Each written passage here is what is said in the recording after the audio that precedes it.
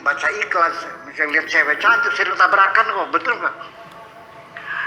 Anda klik buka YouTube ya, terus apa?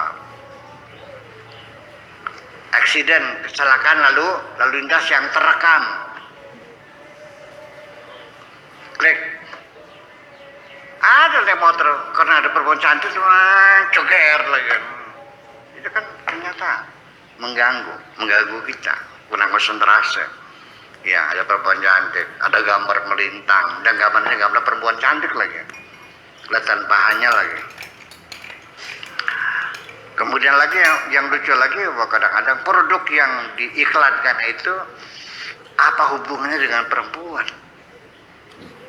Nggak ada hubungannya. Coba, ada orang jual produk minyak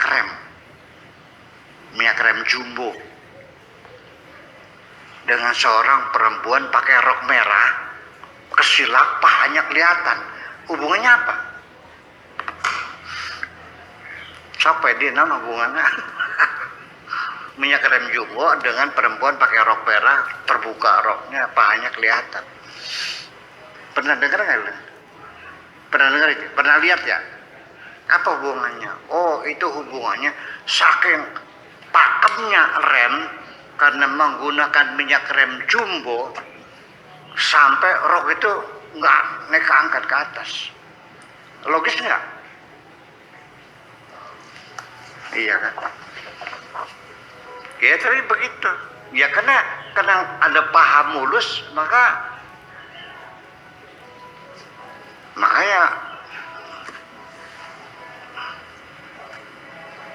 anggapan ya tertarik. Terpaksa seperti ada yang narik mukanya disuruh lihat kan gitu. Nah, itu salahnya. Yang penting lihat kita juga tujuannya kan yang penting memaksa kita untuk melihat produk-produk itu. Kalau sudah lihat lalu apa? Muncul keinginan untuk memilikinya. Itu persoalannya. Ini sebetulnya apa yang dikatakan Nefri adalah realitas sehari-hari yang kita alami juga kok. Iya. Hanya istilahnya jangan tinggal di tempat pembuangan sampah, nanti kamu akan dikerubuti oleh anjing-anjing. Tinggallah di istana yang terjaga rapi dan tutuplah semua pintunya. Jangan ada orang lain bersamamu. Sekalipun matahari terbit, sekalipun burung berkicau, tutupi wajahmu. Karena apabila engkau melihat sesuatu selain aku, engkau pasti akan menyembahnya. Wa in ra'aka ghairi, sebaliknya apabila ada orang lain yang melihat kamu selain aku, apabila engkau melihat sesuatu, kamu akan menyembahnya. Sebaliknya apabila engkau dilihat oleh orang lain selain aku, abadaka, dia akan menyembah kepadamu. Bolak-baliknya. Kamu akan menyembah apa yang kamu lihat, tapi ketika engkau dilihat orang lain juga bisa saja yang menyembah kamu. Seperti apa? Ya, seperti mengkultus individukan seseorang. Sehingga memustahilkan kiaimu melakukan kesalahan. Masa kiaiku salah? Nah, itu kan sudah kultus. Betul nggak? Iya. Iya. Jadi begini, saya sendiri juga sebetulnya dalam keadaan galau pemikiran ya. Kalau saya melihat tata krama budi pekerti yang diajarkan di pesantren-pesantren salafi, pesantren tradisional seperti pesantren saya lah di Babakan Ciwaringin dulu 13 tahun sampai di Babakan. Tata keramanya menghadap kiai harus pakai yang lengan tangannya panjang, tidak boleh lengan pendek, dan harus pakai topi, tidak boleh jambulan.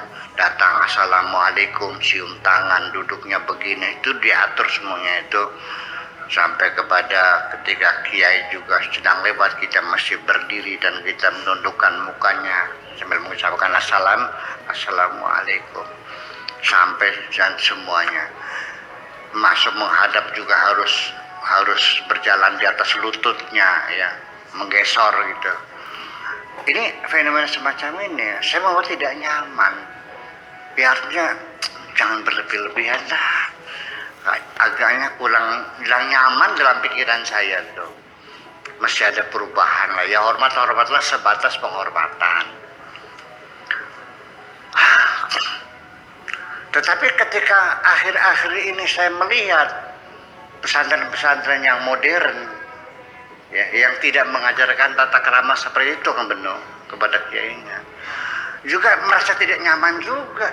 Masa kiai jadi merasa di kiai? Masa di depan kiai membantah, menyoal, iya, meminta kiai berargumentasi, nggak juga ya. Jadi gimana ya? Ya formulanya mesti diatur lebih lanjut lah. Saya tidak bisa berkomentar ya, yang pas seperti apa. Terlalu memuliakan sampai mengkultuskan juga ya, saya kira tidak layak lah. Terlalu berani melawan kiai juga ya tidak layak. Sekalipun kedua-duanya sama, artinya ta'zim sama kiai, hormat sama kiai. Nah itulah artinya bahwa sekali lagi ketika kita bertasbih kepada Allah, memahasucikan Allah, artinya kan ta'zim kepada Allah yang maha suci dari ketergantungan terhadap apapun. Jadi kita mawas diri, kita hati-hati bahwa Allah itu seperti itu. Jadi namanya bertuhan bukan sekedar hanya mengakui adanya saja. Apa artinya? Nothing semuanya itu. Ya bisa saja orang itu, ini sebagai contoh ya, sebagai contoh, mengakui ya Buya Sakur itu orang pinter lah kiai, kemudian jadi pengasuh pondok pesantren Cadang Pinggan ya, di Indramayu, pondok yang paling besar di Indramayu, ya sebatas itu pengakuannya, ya nggak salah. Tapi diimplementasikan nggak pada perilakunya, berbentuk penghormatan kepada seorang pengasuh pesantren, seorang kiai. Ternyata ketika saya datang juga buka pintunya separoh kok.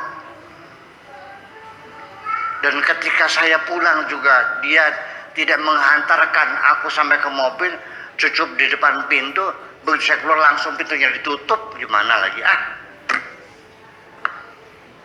Betul nggak? Baru saja kemarin Bapak Wakil Gubernur Jawa Barat, Pak UU, ya kan, main ke sini. Begitu selesai dengan segala keperluannya dan kita banyak mengobrol ke sana kemari dan kita merasa senang bahagia dan beliau permisi pulang. Saya antar sampai di mobilnya kok. Betul nggak? Masa dari pintu saja lalu saya tutup, belum orangnya pergi saya tutup begitu. Penghormatan begitu tuh. Nah ya, artinya sekalipun dia sering menyanjung-nyanjung saya, sudah hebat, orang pintar segala macam, tapi perilaku dia yang seperti itu, aku pulang juga tidak dihantar sampai ke mobil, buka pintu ke setengah, seperti itu kok maksudnya. Nah kita sama bertuhan itu seperti itu, yang kurang ajar, betul nggak?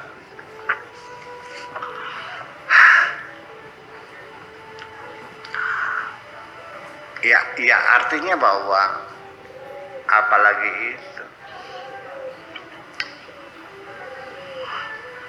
Pernah lihat nggak orang perempuan sholat pakai kempet aja, nggak pakai BH?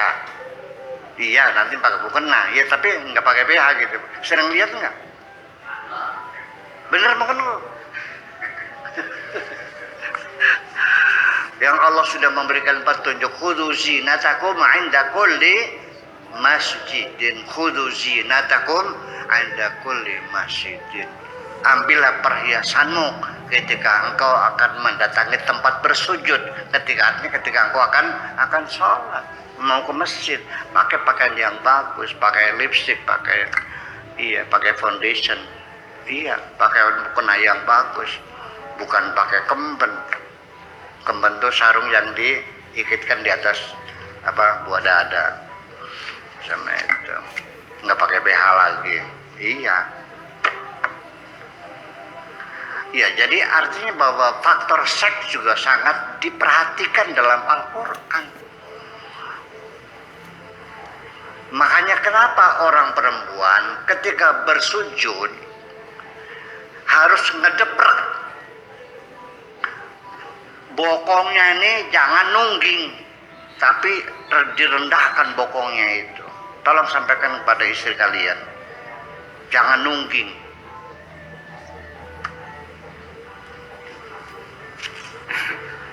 Sujud tuh jangan begitu. Ngedeprak gitu pahanya tuh. Jadi perut ini nempel di paha. Kalau laki-laki boleh nungging. Paham nggak? Kemudian ketika sujud, kalau laki-laki sikutnya ini keluar, betul nggak begitu? Kalau perempuan sikutnya ke dalam sambil menghimpit buah dadanya supaya jangan gondal-gandul. Itu kan persoalan seks, persoalan. Paham nggak mungkin? Sadar nggak ngaji? Kalau perempuan sujud sikutnya keluar, ya bisa gondal-gandul dong jadinya. Nah, ini hal yang semacam ini juga mesti diperhatikan. Jadi apalah artinya kita bertasbih, kita memuji Allah, tetapi perilaku kita sama sekali tidak hormat kepada Tuhan kita. Nah, itulah kira-kira.